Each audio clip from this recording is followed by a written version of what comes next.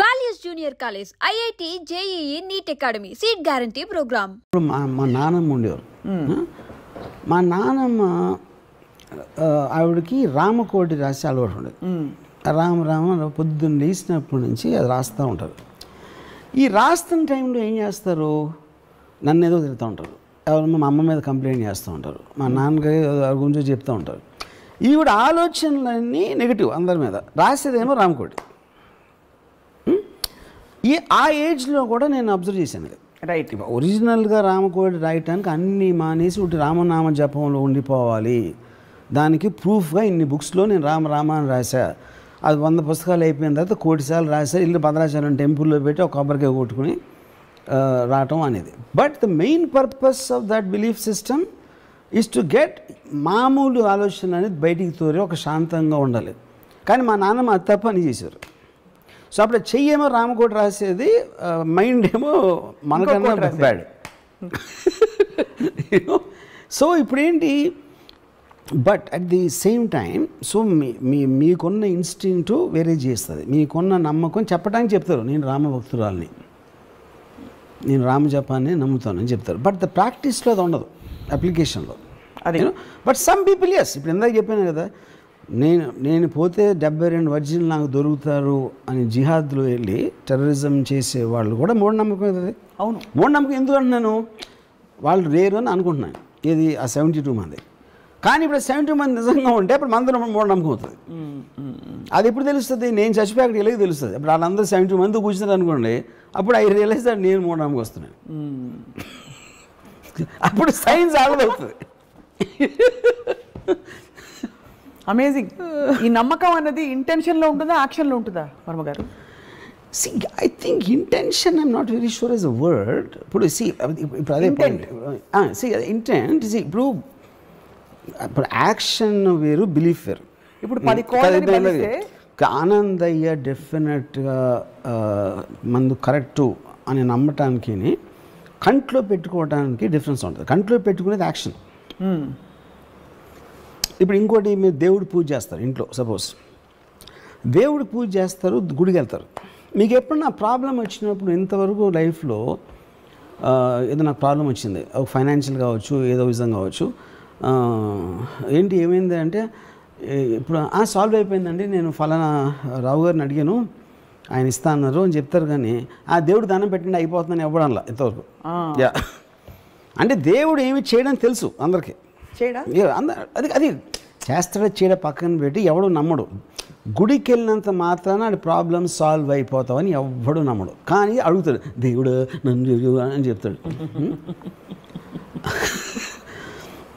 ఇప్పుడు ప్రపంచంలో ప్రాబ్లమ్స్ అని అందరికీ ఉంటాయి, కానీ దేవుడి దగ్గరికి వెళ్ళేవాడు ప్రతి ఒక్కడో వాడు ఒక్కడే స్పెషల్ అనుకుంటాడు. దేవుడిని పూజించేవాడు, దేవుడిని నమ్మేవాడు ఫస్ట్ ఆఫ్ ఆల్ ఎగోటిస్తాడు. ఎందుకంటే ఇన్ని లక్షల కోట్ల జీవరాశుల్లో వాడిని స్పెషల్గా చూడమని ఎక్స్పెక్ట్ చేయటం, అది ఈగోకు సంబంధించిన విషయం. అది యారగెన్స్లోంచి వస్తుంది. అప్పుడు ఆడు ఏమంటాడు, దేవుడు మిగతా పక్క నన్ను మట్టు కాపాడు అంటాడు.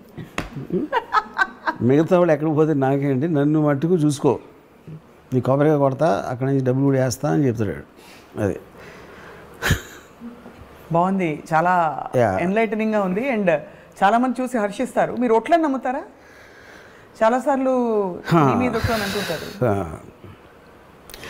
Food obviously it's joke. And ఇప్పుడు ఒట్టు అనేది అంటే that is figure of speech. Actually ఒట్టు అంటే ఏంటి, ఇట్స్ ఫిగర్ ఆఫ్ స్పీచ్. అంటే అదే ఒట్టు అదే నాకు ఎంత ఇష్టం వాళ్ళ మీద వేస్తున్నా అంటే అన్నప్పుడు మీరు చెప్పిన దానికి ఒక స్ట్రెంగ్త్ ఇవ్వడానికి ఇట్స్ ఫిగర్ ఆఫ్ స్పీచ్. అది డజంట్ మీన్ ఎనీథింగ్.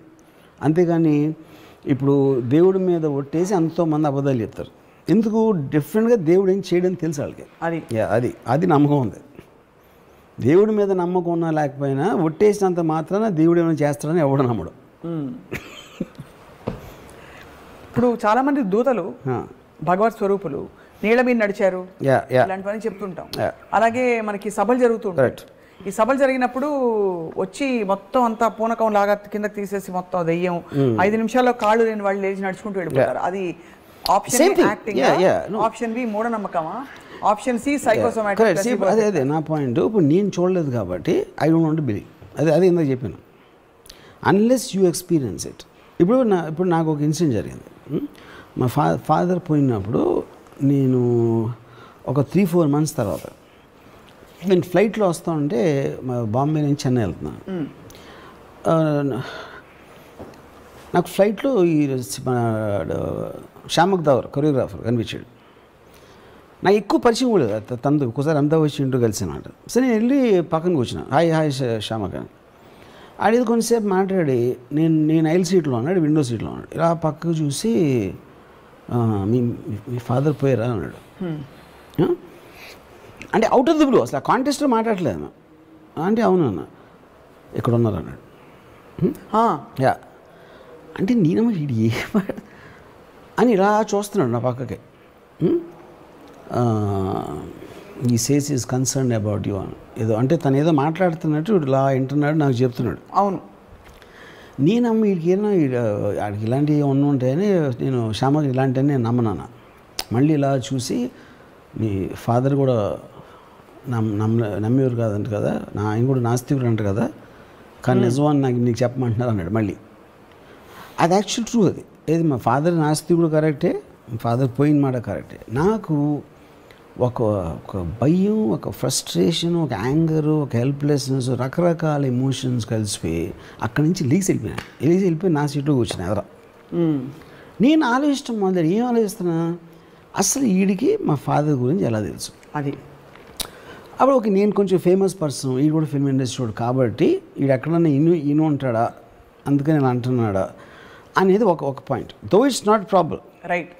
రెండోది ఏంటి, మా ఫాదర్ ఉన్నారు లేరు, నాస్తికుడు కాదు, 50-50% ఛాన్స్. అది 50-50% ఛాన్స్ ఎవడైనా రైట్ అవ్వడానికి ఛాన్స్ ఉంది అన్న దాంతో నేను ఫైనల్గా ఈ రెండు నమ్మా. ఈడేదో ఛాన్స్ తీసుకున్నాడు, లేకపోతే ఎవడో వీడికి చెప్పాడు, అది నేను సెటిల్ అయిపోయాను, ఎందుకంటే నాకు కన్వీనియంట్ అది. కానీ ఒకవేళ వాడు నాకు మా ఫాదర్కి మాత్రమే తెలిసిన 1-2 విషయాలు అప్పుడు చెప్పాడు అనుకోండి, నేను నెక్స్ట్ తిరుపతి కదా, నేను తిరుపతి బండి అప్పుడు ఏంటి. కానీ అక్కడ కూడా నాకు ఒక అడ్వాంటేజ్ ఏమొచ్చింది, ఇందాక నేను నా కజిన్ కొడుకు గురించి చెప్పినట్టు, ఆ ఫ్లైట్ దిగిన తర్వాత ఏదో ఫ్లైట్లో నిద్రపోతా కాలుగానే ఉంటుంది అంట.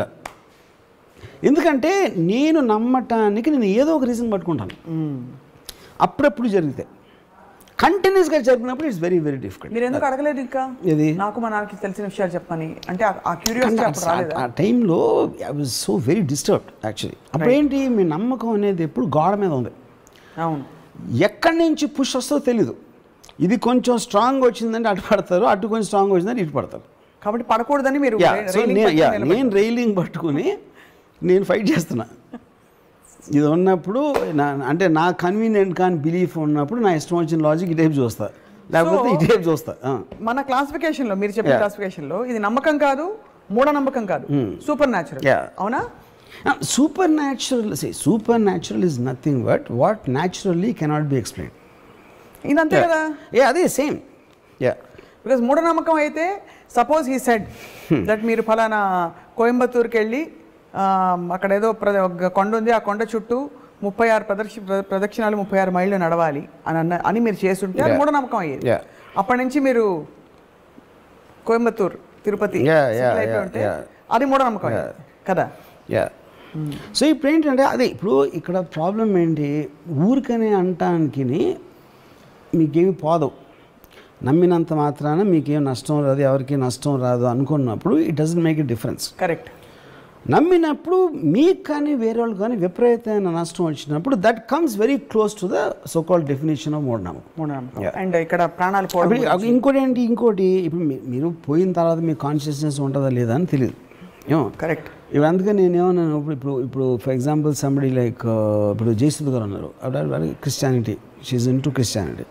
మోహన్ బాబు గారు యేసు గారు సారీ షిర్దీ సాయిబాబా, లేకపోతే బాలాజీ. అవి మోహన్ బాబు గారితో అన్నా, సరే మీరు గంటకు ఒకసారి బాబా శిష్యులు అంటారు, ఇదంటారు అదంటారు, మీరు పోయి పైకి వెళ్ళినప్పుడు అక్కడ ఉంటే అల్లా ఉంటే మీ పరిస్థితి ఏంటన్నా, ఏం క్లోజప్ ఉంటుంది, అప్పుడు వచ్చి మీరు క్లోజప్ చేస్తామని చెప్పాను. ఎందుకంటే తెలీదు ఎవరికి కూడా, మనం ప్రాక్టీస్ చేస్తున్నాం.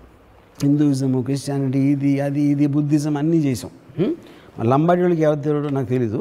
వీళ్ళందరూ ఎవరి దేవుళ్ళు నాని చేస్తున్నప్పుడు వీళ్ళందరికీ సంబంధించిన స్వర్గాలు ఉంటాయా, ఒకటే ఉంటుందా అక్కడ తెలియదు. అది తెలియదు, అది తెలియదు కదా. ఎవరి బిలీఫ్ వాళ్ళది, ఎవరి నమ్మకం. మనం అందరం ఇంద్రుడు గింద్రుడు ఉంటారని మనం అనుకుంటాం, వాళ్ళు ఏదో అనుకుంటున్నారు, ఇంకోళ్ళు ఎవరు ఏదో అనుకుంటున్నారు. జన్నత్ అని వాళ్ళు అనుకుంటున్నారు. పైకి వెళ్ళినోడు మళ్ళీ కిందకి రారు. మనకి చెప్పడం అక్కడ ఒకటే ఉంది చూసుకోండి అని వాళ్ళు చెప్పడానికి ఎవడు రాడు మళ్ళీ వెనక్కి లేదు. సో బేసిక్గా అది పాయింట్. అందుకని నేను అందరితో బాగుంటా, అందరితో. ఎందుకంటే ఎవరు ఉంటారో తెలియదు కాబట్టి అన్ని పార్టీల్లోనే ఒక చెయ్యేసి అంటే కృష్ణుడికి గోపాలుడికి నేను ఒకవేళ నేను పోయే ముందు నాకు 5 minutes ముందు తెలిస్తే నేను అందరి దేవుడిని పూజ చేస్తాను. అందరి దేవుడిని పూజిస్తాను, ఎందుకంటే ఎవరు ఉంటారో తెలియదు కాబట్టి. చేసి రిజర్వ్ చేసుకుంటారు పైన సీట్ ఒకవేళ.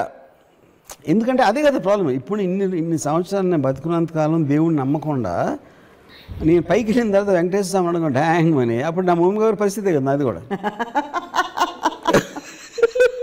అర్రే అనుకుని మళ్ళీ వెనక్కి పరిగెత్తి మళ్ళీ ఇంకొకసారి లైఫ్ బతకడానికి ఛాన్స్ ఇవ్వండి, నన్ను తిరుపతిలో పుట్టించిందని కోరుకోవాలి. అప్పుడు ప్రహ్లాదుడి గురించి మీ నమ్మకం ఏంటి, మీ ఒపీనియన్ ఏంటి? ప్రహ్లాదుడు basically I think is the worst son ever born in history. ఎందుకంటే ఫాదర్ డ్రాన్ చేసాడు. మీరు ఎలాగో ఫాదర్ పుట్టించి పెంచి అన్నీ చేస్తే ఈయన ఎగస్ పార్టీకి వెళ్ళి ఓటేస్తే ఇంకేంటి పాయింట్? ప్రహ్లాదుడు దైవ స్వరూపుడు,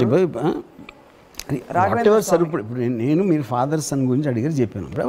ఫాదర్ సన్ మీరు తీసేస్తే ఈజ్ వన్ మోర్ భక్తుడు. ఏంటి పెద్ద విషయం దాంట్లో? అంతే. ఎన్నో లక్షల భక్తుల్లో ఒకడు. తండ్రికి ద్రోహం చేసిన భక్తుడు అదొకటే నా కేటగిరీ ప్రహ్లాదుడు. కానీ ప్రహ్లాదుడికి జరిగిన సంఘటనలు నమ్ముతారా? చదివారా? ఇప్పుడు ఏమైనా సినిమా చూసారా? Not real. ఏనుగుతో తొక్కిచ్చారు, అవి తెలుసు. నిప్పులో పడేశారు, అన్ని ఏం చేసినా కూడా ఏం అవ్వలేదు. విష్ణుమూర్తి కరెక్ట్గా టైం. ఇప్పుడు ఇవన్నీ కూడా ఇవన్నీ మేము సినిమాలు తీసినప్పుడు కమర్షియల్స్ చేస్తాం కదా, దైవభక్తి పెంచడానికి చేసిన కమర్షియల్స్ ఇవన్నీ ప్రమోస్. అంతేగాని అంతకంటే ఏం లేదంట. ఏముంటుంది అంతకన్నా? అందుకని చెప్తున్నా, ఇన్ని కథలు చెప్పారు కాబట్టే హిందూయిజం బిలీఫ్లో డిగ్రీ ఇంత ఇంటెన్సిటీ తగ్గడానికి ఇది కారణం. ఇలాంటి వింత కథలు ఉట్టి మన రిలీజన్లోనే ఉంటాయి. అది ఫోకస్ ఆఫ్ ఆస్పెక్ట్. ఎందుకు మీరు ఒక శక్తిని పూజించాలి అనే దాని ఫోకస్ పక్కన పడేసి ఈ పెట్ట కథల్లో ఉంటాం మనం ఎంతసేపు. అది అంటే ద లార్జ్నెస్ మొత్తం అంతా కూడా లార్జ్నెస్ స్మాల్ చేసి మనం హ్యూమనైజ్ చేస్తున్నాం దాన్ని. అప్పుడేంటి వినాయకుడు, ఇప్పుడేంటి ఇప్పుడు ఎవరు దూరంగా ఎంత తొందరగా ప్రపంచం చుట్టూ వస్తారు అంటే వినాయకుడేమో మదర్ చుట్టూ పరిగెట్టి అంతకన్నా మ్యానిపులేషన్ ఉంటుందా ఎప్పుడైనా? అది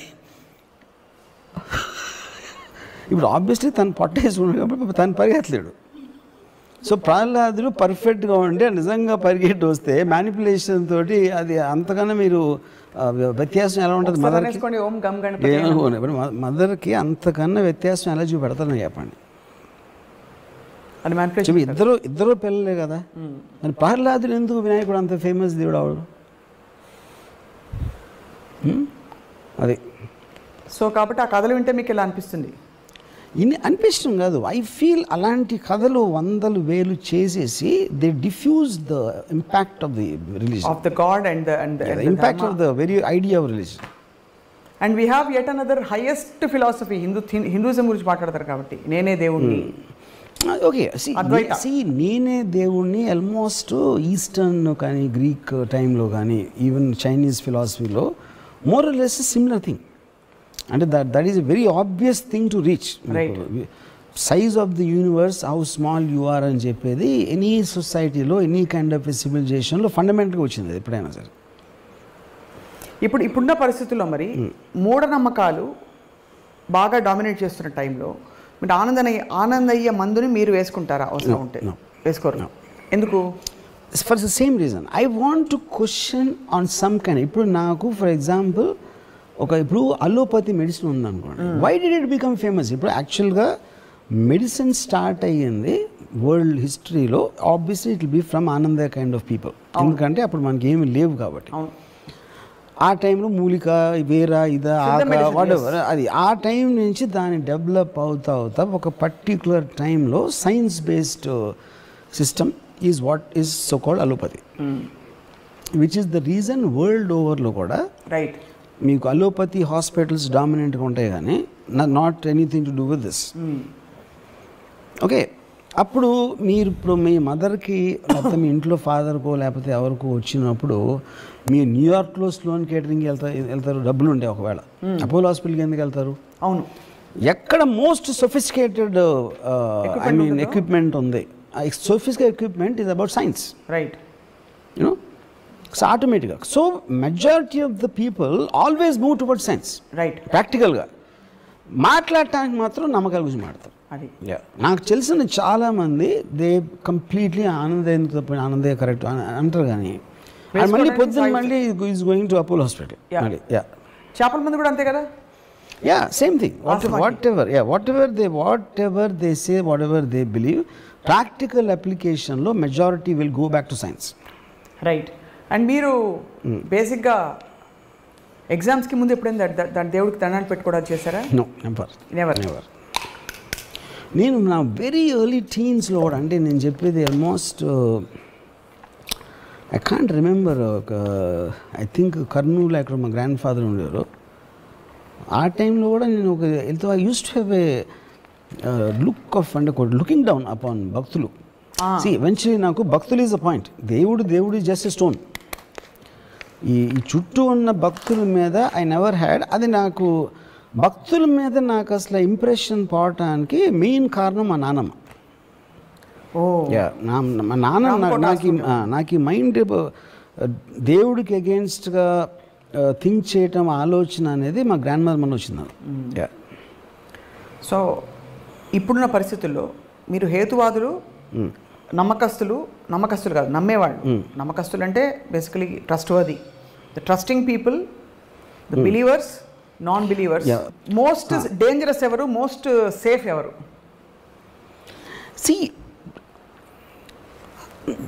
dangerous definitely నమ్మకస్తులు.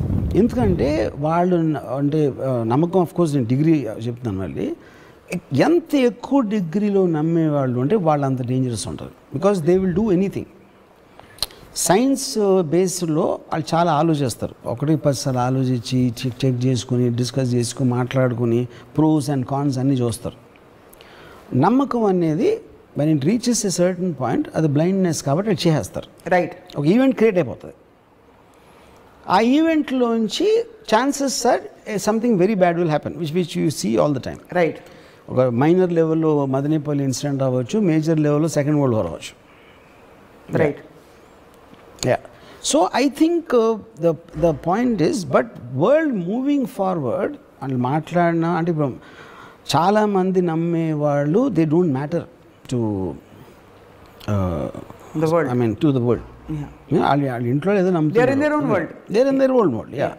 But who are the people who are significantly impacting the society one way or the other? ఏది నమ్మకం ఉన్నవాళ్ళు.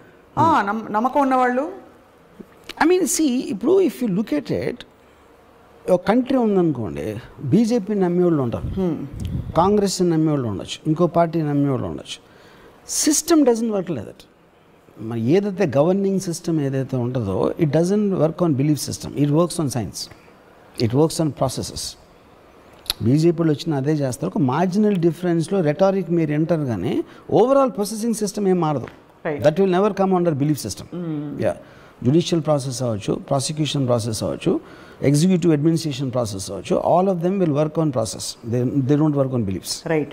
What you feel about the strong non believers? లేదు లేదు లేదు అర్చి గీపెట్టి చెప్పేవాళ్ళు. See, strong non-believers are as stupid as all the worse than మూఢనమ్మకాలు.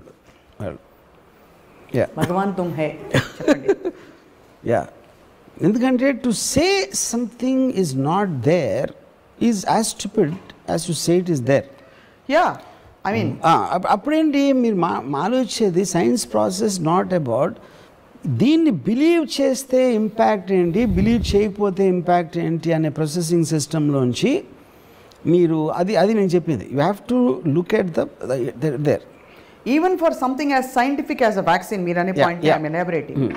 When they weigh the pros and cons, ఇంత తొందరగా వచ్చిన వ్యాక్సిన్ పనిచేస్తున్నా దీనివల్ల సైడ్ ఎఫెక్ట్లు వస్తాయా, ఒక మ్యామత్ లెవెల్లో ఒక పాండమిక్, వరల్డ్ పాండమిక్ నడుస్తుంది, they found the benefits of believing the vaccine.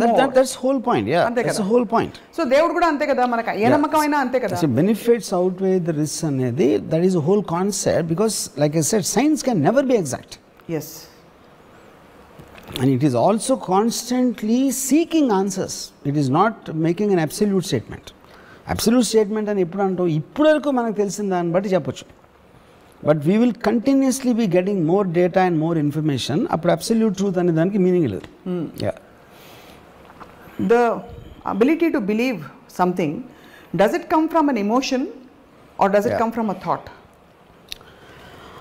I feel early stages lo it will be the influence of people around you, your parents or whatever. So that's thought. Yeah, no, that is that is a carried forward influence.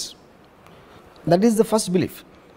ఇప్పుడు మా mother చిన్నప్పుడు Ganesh text books అన్నీ పెడితే చదువు బాగా వస్తాను మా mother నమ్మేది. నేనేమో 3 రోజులు చదవక్కర్లేదు, నేను హ్యాపీ ఫీల్ అవ్వండి నేను యూనో. సో ఇప్పుడు ఇంకొకళ్ళు నిజంగా నమ్మొచ్చు, నేను కాకుండా మరి వేరే ఇంట్లో లేకపోతే మా సిస్టర్ ఎవరో నమ్మ ఉండొచ్చు, నాకు తెలియదు.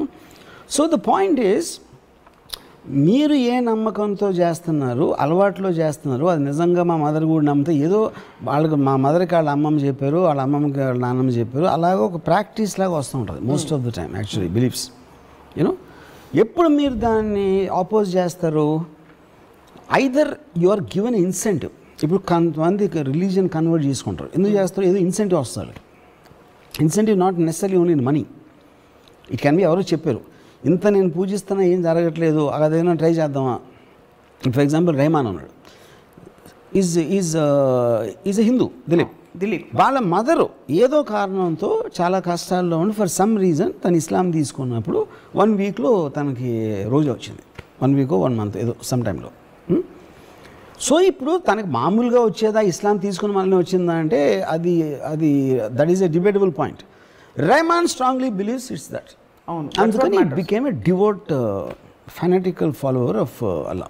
కానీ ఇప్పుడు ఇక్కడ అంటే మనం ప్రముఖుల పేర్లు తీసుకుని ఎగ్జాంపుల్ ఎక్స్టెండ్ చేయొచ్చా నాకు తెలియదు, కానీ ఇప్పుడు ఒక భక్తుడిని చూసి, ఏ రిలీజన్ అయినా పర్లేదు, ఒక భక్తుడిని చూసి అతను చేసిన పనిని, చర్యని చూసి అది నమ్మి ఒక 100 మంది సమూహం చేస్తే, is that dangerous to society or not sir? ఎలాగా?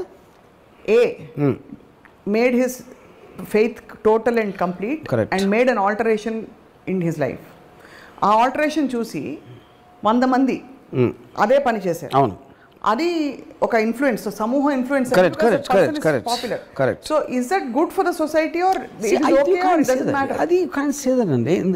ఇప్పుడు వరల్డ్లో ఇన్సిడెంట్స్ అని కంటిన్యూస్గా జరుగుతుంటాయి, good, bad, ugly, scary, whatever it is.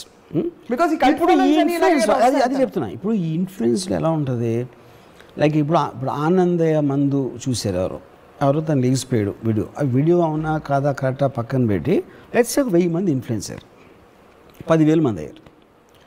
ఇప్పుడు ఆ 10,000 మందిని మీరు ఆపుతారా, లీగల్గా ఆపుతారా, వాళ్ళకి ఏదో హేతువాదులు చెప్పేదో ఆపుతారా, లేకపోతే వాళ్ళు అందరికన్నా వాళ్ళని నమ్ముతున్నారు, అది వాళ్ళ ఆరోగ్యానికి సంబంధించిన విషయం, మీరెవరు నన్ను ఆపడానికి అంటే దానికి కూడా మారల్గా నోబడీ కెన్ ఆన్సర్. అదే గవర్నమెంట్ ఆ టైంలో దానికి ఉన్న డైలమా కూడా అదే కదా బేసిక్ పాయింట్. అవును. సో ఎవెన్చువలీ మీ నమ్మకం, మీరు ఏదైతే నమ్మాలని అనుకుంటున్నారో దాని పర్యవసనం మీరే అనుభవిస్తారు. You will face the consequences of your belief system, which is actually the truth. But అంత మాత్రం ఫ్రీడమ్ వాళ్ళకి ఇవ్వాలి 100%. as long as it's not hurting another life form. Yeah, correct. That particular person's life. అంటే ఇప్పుడు for example నాకు ఎవరో చెప్పారు, పరుచూరి మల్లికు మెంతులు తినమంటున్నాడు అంటే, మెంతులు తింటారని, మెంతులు తినమంటే మెంతులు తింటారా ఇల్లు అని అడిగితే నేను అన్నాను, ఇప్పుడు మెంతులు ఇస్ నాట్ ద పాయింట్ అండి. పరుచూరి మల్లిక్ చేసిన statements they believed him. Paruchuri Mallik knows what is talking about అని బిలీవ్ చేసే సెక్టర్ ఎవరైతే ఉంటారో వాళ్ళందరూ మెంతులు కాదు మట్టి తినమన్నా తింటారు, ఎందుకంటే అది నమ్మకం అనేది తన మీద, మెంతుల మీద కాదు. కానీ అక్కడ కాన్ఫ్లిక్ట్ మనలాంటి వాళ్ళకి, అంటే నాలాంటి వాళ్ళకి ఏంటంటే, ఇంత పెద్ద భయంకరమైన కరోనా, దానికి రెమ్డెసివిర్లు అవి ఇవి అని సైంటిఫిక్ రీసెర్చ్ చేస్తుంటే వంటింట్లో ఉండే మెంతులు తిని తగ్గిపోతుంది. అదే కదా పాయింట్. అది మనకి ఇప్పుడు నాకేంటి అసలు, ఇప్పుడు రెమ్డెసివిర్ అని ఒక ఇంగ్లీష్ పేరు, అది ఏదో పేరు అక్కడి నుంచి వచ్చింది. మెంతులేమో తెలుసు. అప్పుడు మల్లిక్ పర్చూరి అసలు రెమ్డెసివిర్ ఎక్కడి నుంచి వచ్చింది అనుకుంటున్నారు అంటే అది ఆలోచించింది. పాయింట్, రెమ్డెసివిర్ ఆకాశం నుంచి రాలా, they are not made in heaven, ఇక్కడే చేస్తున్నాం, మనకున్న పరికరాలతోనే చేస్తున్నాం అది అని చెప్పాడు. ఇప్పుడు అది కరెక్టా కాదా అనేది నాకు తెలియటానికి నాకు ఆ సైన్స్ లేదు, అది లేదు. కానీ తను చెప్పే విధానంలో ఏదైతే లాజిక్ తను పట్టుకుంటున్నాడో దానికి నేను కనెక్ట్ అయ్యాను. నేను ఎక్కడ నమ్ముతున్నాను, వాట్ ఎవర్ డిగ్రీలో నేను తను చెప్పాడు, నేను వెళ్ళి మెంతులు తినలా, నేనేమి తను చెప్పే కోవికే నేనేం ప్రాక్టీస్ చేయట్లా. But I'm connecting to his system of thinking because I never occur to me. అసలు రెమ్డెసివిర్లో ఏముంటుందని నేను అడగలేదు ఇప్పుడు. మెంతులు ఉంది, అందులో మెంతులు ఉన్నాయో లేదో నాకు తెలియదు, పాయింట్ అది కాదు. ప్రతిదీ ఏ మందైనా ఎక్కడో అక్కడి నుంచి చేసింది. సైంటిఫిక్ ప్రాసెస్ అనేది మన అనాదిగా వస్తున్న ఈ వాట్ ఎవర్ పసర వైద్యమా ఈ వైద్యమా దాన్ని రిఫైన్ చేసి దాంట్లోంచి ఎక్స్ట్రాక్ట్ చేసి ఎంత క్వాంటిటీ పెట్టాలా, దాన్ని ఏం ప్రాసెసింగ్ చేస్తే దాని ఎఫెక్టివ్నెస్ ఎక్కువ ఉంటుంది అనేదే ఫైనల్లీ ఫార్మస్యూటికల్ మెడిసిన్స్ ఉంటాయి. అది all of them are made from material available already. అది వేరే చోట నుంచి రాలేదు, మార్స్ నుంచి ఇంపోర్ట్ చేయలేదని. So finally I am believing in the system of thinking comparatively to others. Right. Point 1. దాని తర్వాత తను చెప్పినన్ని నేను ప్రాక్టీస్ చేస్తున్నానా చేయట్లా, ఎందుకంటే I didn't do that in allopathy also. Right. కానీ అప్పుడు ఇప్పుడు నా ఈటర్ ఒకడు అన్నాడు, తను he believes Mallik Parchuri is god. గాడా ఏకంగా తనకి పని లేకపోతే ఉట్టి మల్లికి వీడియోలు చూస్తున్నాడు తను, అంతే. It is God. అంటే ఇప్పుడు గాడ్ ఎందుకు, తనకి అర్థం అవనివి తను తెలుసుకోవాలనుకుంటున్నాయి, తనకి ఏదేదైతే అవసరమో అవన్నీ మల్లిక్ పర్చూరి చెప్తున్నాడని తన ఫీలింగ్. నాకు పర్సనల్గా I am interested in Parchuri Mallik. Okay, yeah, you neither believe not disbelieve but you are not believe. ఎందుకంటే అసలు ఆ ప్యాటర్న్ కూడా వెళ్ళను నేను ఎప్పుడు. నాకు ఈ హెల్త్లో ఇలాంటివి తీసుకుని ఎప్పుడు ఎవరిని అలోపతి నేను లేదు, ఎవరిని నేను. మీరు మెంతులు తినరు? యా, ఆ జాతర కూడా తీసుకోలేదు నేను. మాస్క్ వేసుకోలేదు, ఇది చేయలేదు, అది చేయలేదు, మెంతులు తినలేదు. That's because of my general negligence towards that topic. అది యా, సూపర్. అంటే ఎంత క్లారిటీ ఉందంటే ఈ 3 కేటగిరీస్ వచ్చాక ఆ మధ్యలో కేటగిరీ ఇచ్చారు, దట్ చాలా కంఫర్టింగ్గా ఉంది. సూపర్ న్యాచురల్ అండి.